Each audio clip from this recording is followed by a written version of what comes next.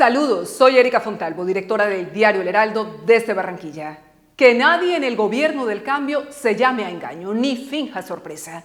El naufragio de su nueva reforma tributaria, segundo envión desde que asumieron el poder, con la que aspiraban a tapar el hueco de 12 billones de pesos, reducido luego a 9,8 billones de su también malogrado, además de desfinanciado presupuesto general de 2025, era un secreto a voces. Por sentido común, su ruina en el Congreso estaba cantada desde finales de septiembre, cuando la primera iniciativa ya se les había hundido.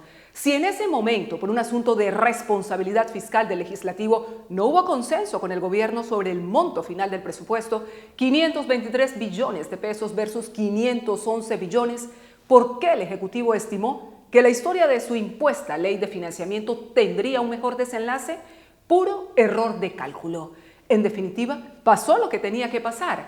Esto no va de engaños, traiciones ni de mezquinas campañas en clave electoral de cara a 2026, como los voceros del gobierno, en cabeza del propio jefe de Estado, amplifican a la opinión pública en delirantes reacciones, todas en tono quejumbroso, sino de inobjetables realidades. En vez de asumir el costo de sus malas decisiones por el inadecuado e irresponsable manejo de las finanzas públicas, incluido el desplome del recaudo tributario y la baja ejecución ministerial para intentar tender puentes de diálogo con el legislativo tras el siniestro del presupuesto, el Ejecutivo hizo todo lo contrario, con una lógica fuera de toda lógica. Sin complejos ni disimulos, remontó la confrontación con congresistas, descalificó e insultó con saña al presidente del Congreso, Efraín Cepeda, y se dio licencia para incurrir en relatos artificiosos que enrarecieron aún más el clima de desconfianza instalado entre estos poderes públicos desde que Petro dinamitó su coalición de gobierno. A todo ello se deben añadir los daños del entramado criminal y corrupto de la UNGRD, que dispara fuego amigo desde Asia y hasta la Casa de Nariño y el Capitolio Nacional. En el fondo del derribo de la reforma, los recurrentes errores en el pilotaje de las cuentas estatales que han dejado sin espacio fiscal a hogares, empresas e industrias que a estas alturas no tienen capacidad ni margen de maniobra para asumir nuevos tributos.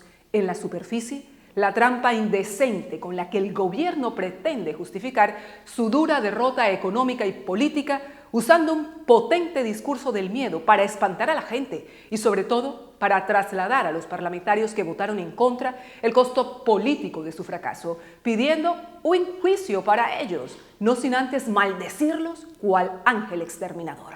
Es intolerable el burdo chantaje al que el presidente y sus áulicos pretenden someter al país, afirmando que el funcionamiento del Estado prácticamente dependía de los recursos que se recaudarían con la tributaria. El largo listado de afectaciones a juicio de Planeación Nacional no deja títere con cabeza.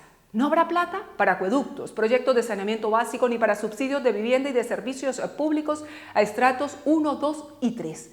Y así muchas cosas más. Claro que lo peor en el catastrofista escenario que anticipa el gobierno corresponde al sector defensa. Anuncia el ministro Velázquez que la capacidad de operación de las Fuerzas Armadas quedará reducida. Cuidado. Este ardid al que ahora acuden para victimizarse podría salirles bastante caro. Una cosa es hacer de la política un show mediático buscando réditos electorales. Otra muy distinta es jugar con la seguridad nacional de un país en guerra. Ni qué decir respecto a la demagoga postura del ministro de Minas sobre la opción tarifaria que Petro se comprometió a asumir en mayo pasado. Que en este punto se escuden en el Congreso para excusar que no lo harán porque nunca presentaron un proyecto de ley para ese fin, sabe a estafa. Además, cuando los usuarios de aire la han pagado ya casi por completo.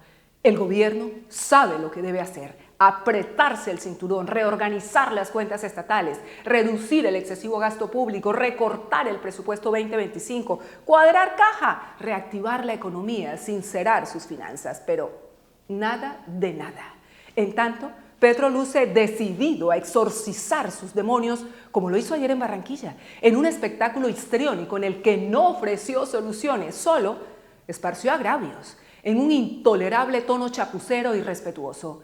Inexcusables amenazas revanchistas que no les van, no pueden salirles bien, porque son de corto vuelo. Desde El Heraldo, seguimos en contacto.